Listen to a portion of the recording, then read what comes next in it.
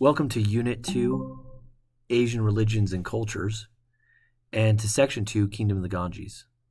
In this section, we're going to be pretty brief, but we're going to be just talking about where India came from, where the people came from, and we're going to really stay away from like Hinduism and the religious aspect, but we are going to look at the caste system, and we're just going to kind of keep it really simple, okay? So we'll do more about Hinduism in class. But go ahead and write these objectives down in your notebook. Our first objective is who were the Aryans and why do historians struggle to know much about them? The Aryans are going to be the first group of people that come into India, and we're going to look and see why who they were, how that developed into the caste system, and why we don't know more about them, especially early on, why we don't know much about them. In Section 2, we're going to be looking at the caste system, exactly what it is, how it's changed over time, and what today the caste system looks like. And we're going to be seeing how it was instituted by the Aryans. And then our third objective is, what are the Aryans' religious beliefs? What are some things that are specific just to the Aryans themselves? And what can we conclude from them that goes into Hinduism, that blends into that religious belief that we think of today? Go ahead and pause this if you need to write those down. We're going to go ahead and move on. So let's talk about the Aryans here for a second. The Aryans were a group of nomads, meaning they didn't have farms. They wandered around with livestock generally and looking for food and water. And they really went a couple different directions. Some of them went over into Europe, and they went up through the northeastern part of the Black Sea. This would be like Lithuania, Estonia, Latvia. They went through that direction and crossed into Europe that way, while others went to Europe across the Black Sea in through Turkey and over into Greece and that area. And then the other group started heading east. They went to Iran, they went to northern Asia, which could include the southern parts of China, Mongolia, and going into the northern part of India, and even into Bangladesh and other places like that. And one thing that we know is that they didn't really build any cities, and they left really no artifacts. So this is part of the answer to our first objective. Why don't we know very much about them? It's because, there's not much archaeological information about them. So it's kind of hard to know stuff about people when you don't have something to look at their stuff about. So that helps us answer objective 1. Okay. Now, some things we do know that they had, that we do find, is that they had priests, and they had a religious group, and these priests recited and chanted Vedas. Now, a Veda is a scripture. It's a chant of a saying or a ritual, a belief. And the Vedas are the holy scriptures of Hinduism. They're the only ones of Hinduism. And it's a collection of different teachings. And this was what the Brahmins or the priests would say. They would chant these things. And it was most people at this time period, not just in the Aryan culture, but also in Christianity or anything, chanted things, including Christians and Jews and Muslims, because there really wasn't written things that you could sit and refresh your memory to. So you chanted things to keep remembering the important details of something. Now, this time period we call the Vedic Age, and it's from 1500 to 500 BC, so about 1,500 years to 500 years before Jesus Christ. And we have some of these Vedas, which helps us know a little bit more about the Aryan cultural beliefs. And so that is something we have that helps us understand them. But other than that, there's not any building structures or farms or anything like that we can really look at to understand them more. Now, looking at the Aryan society a little bit more closely, the Aryans really started to divide their people by occupation. Whatever you did is what caste. This would have been before the caste system, but is what kind of caste you would have been in. So first, at the very top, you had the Brahmins. If you believe in a religious group, the people who are running the religion tend to be pretty important to you. So the Brahmins were incredibly important because these were the men that knew the Vedas. They served, they did rituals, they did all sorts of things. And so people put a lot of faith and trust and respect into the Brahmins because they were of this high caste. The Kshatriyas, or the warriors, were the next group. They're pretty important as well in that you need somebody to protect you, to defend you. Maybe not as important as the Brahmins, considering that God and those beliefs might supersede life even, but they were pretty important and they definitely were respected. And then the very last group here, we're going to have the Vesas. These were a collection of different people: herders, so people who had livestock; farmers who planted food; artisans who made objects; and merchants who sold them. These are going to be these groups. And within the Vesas group, there was more respectable. If you're a herder, you're kind of on the lower side, but merchants were sometimes pretty respected and pretty liked. So there was not really upward mobility in that you didn't leave one caste and go to another, but you could be respected in any of these castes.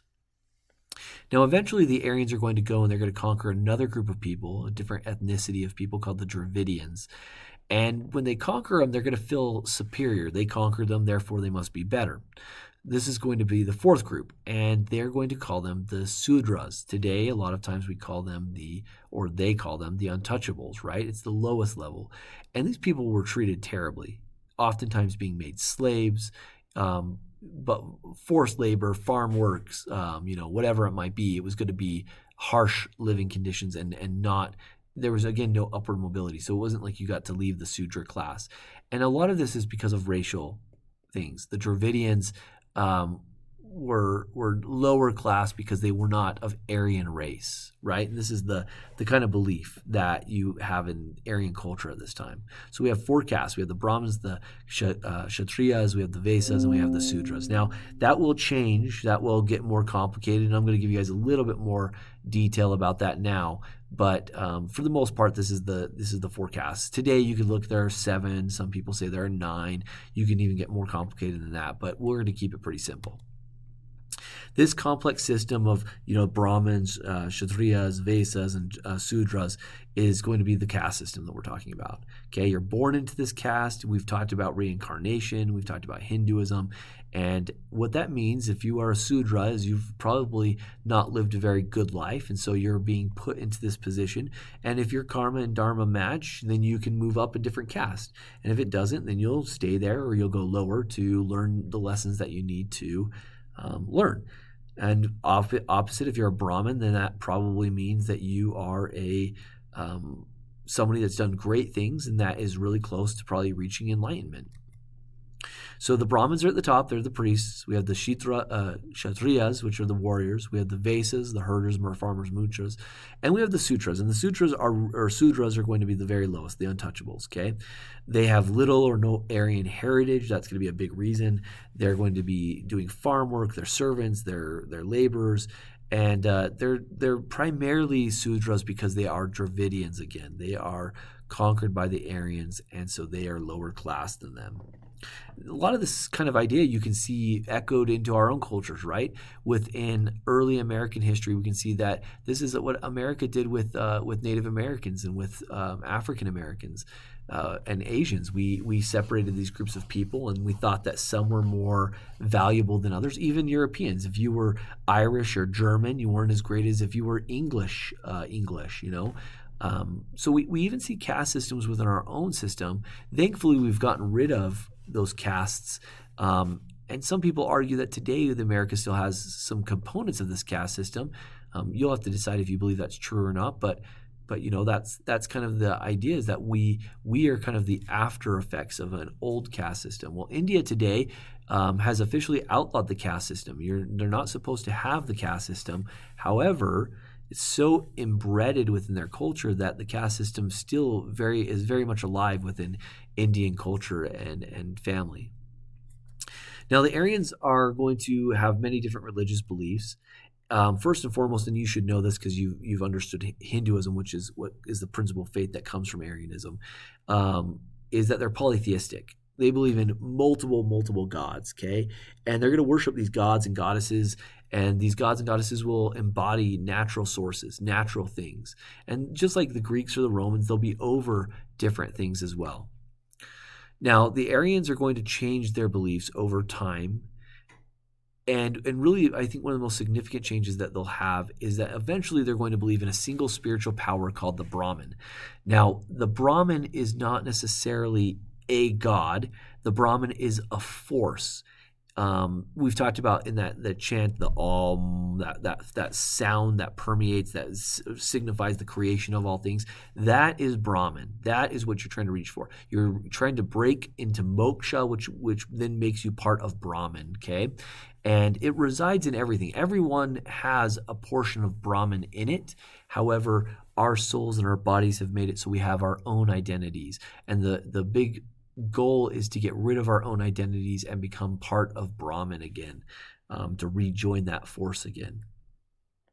Now, some people took this very, very literally. They went out and they wanted to know these things very, very critically, and they became what we call mystics, or people who were devoted to seeking out spiritual truth. So these are sometimes the people we would see today. We talked about the guy who's had his arm up for 40 years, or the other person that stood on one leg for 10 years. These people are doing these, what we would consider oftentimes as weird and unnecessary things, but they're doing these sacrifices in an effort to try to understand more what they're trying to understand more what the gods want. They're trying to sacrifice something to gain deeper knowledge. And that's something that's not weird or unfamiliar to many religious groups, right? Many religious groups are doing things trying to seek spiritual knowledge. And they do things, they sacrifice things in order to gain those things, right? So the Aryans are going to continue to move, and the big principal group of them is going to move through the northwestern part of India. So they're going to start over in the very northern part, kind of by Delhi and the Ganges River here, and they're going to come down here like this, but they're also going to come over into the northeastern part, which is going to be over by Bangladesh. And the Ganges River follows that exactly, right? Comes down through, comes in this delta right here, and allows people to settle all around this river in order to have farms. And that's what they're going to do. They're going to, in these chiefs, as they're nomads wandering around, they're going to be led by these rajas or chiefs. They're kind of like kings, mini kings. And these chiefs are going to come together. They're going to say there's got to be a better way. We've been nomadic for a long time, and they're going to start to farm in this area and have, instead of moving around, have crops. The Aryans are going to give up their nomadic ways. They're going to settle into villages, and they're going to start going eastward towards the Ganges again, towards this delta region. And this is where a lot of culture, the Aryan culture, is going to be established. They do so well that they eventually learn the ironworking skills at about 800 BC. They start to really understand how to smelt, create, and harvest, and then exploit the iron into ways that will help them greatly in weapons and tools and all sorts of things. And so at about 500 BC, we see that Indian civilization emerges from these rival kingdoms, these different rajas fighting over the area, fighting over the land, trying to establish dominance over the others. And this group of people, these tribes, these chiefs, are going to develop a unique writing system amongst these tribes called Sanskrit. And so Sanskrit is a form of writing of the Aryans. It's something that we see there. A lot of people get tattoos in Sanskrit, so you've probably seen it before. But this is the Aryan writing system. So just like every language has its own writing system, each language has it's kind of what we would call the best of the best, the writing that you would want to, if somebody asks what's some of the greatest literature ever written from Americans, you might say William Shakespeare. And not Americans maybe, but English in general. You might say William Shakespeare or Chaucer in the Canterbury Tales. If you said America specifically, you might point to Ralph Waldo Emerson and some of his poetry, or you might, focus on Robert Frost, one of the great poets of our time, right? You'd use these things to demonstrate kind of the greatest writing that we can create. Just like that, the Aryans have their own writing, their own hymns, their own religious text that they have. And we already have talked about the religious text is called Vedas, okay? But we also have what's called the Mahabharata, which is kind of the greatest epic stories of great battles that demonstrate the importance of certain attributes that Indians want to exhibit and certain things about the soul that they want to have, that the soul is immortal and that the body is a prison. these things are going to be taught in the Mahabharata. Now, also you have the Ramayana. And the Ramayana is really specific in that it outlines the deeds of Rama and his beautiful wife Sita, and how important Rama was. And Rama's, again, the Indians and Hindus, they are polytheistic, so they are not monotheistic, but they have some gods that are probably more, more important than other gods. And so one of these gods is Ramayana, and he's important, and his wife is important because of several of the deeds and major things that he did. He is considered the supreme being by the Hindus today, and that's because of the great things that he does, being the creator, being the one who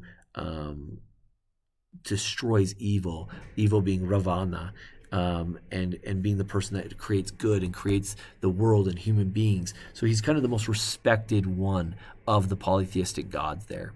Okay, and we'll talk more about these gods in a piece of work that we do called Hindu Stories, and we'll go into more detail about those. But this will suffice for right now, understanding a little bit about Aryan culture, religious attitudes, and where they came from. So that's the end of the notes there. Make sure that you've gone through and that you've answered the objectives. So objective 1 was, why don't we know much about the Aryans? And that's because, well, they were nomadic. They don't leave. They left no really artifacts for us to look at. So that's why we don't know very much about them. What is the caste system, and how did the Aryans institute it?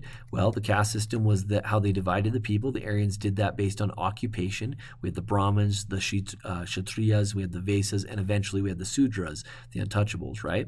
And then objective 3, what were the Aryans' religious beliefs? That's going to be the very last part here, that they are polytheistic, that they believe in this thing called Brahman, which permeates throughout the universe, and that everybody's trying to get to that point, right? And that they believe that the soul is immortal, that the soul is something that lasts forever and is trying to rejoin Brahman, and that the body and other physical things are stopping it from doing that. And so that's going to be the end of our notes there. If you have any questions, write them down. Make sure you do write a question or a comment down so that way we can have a conversation in class. And have a good one.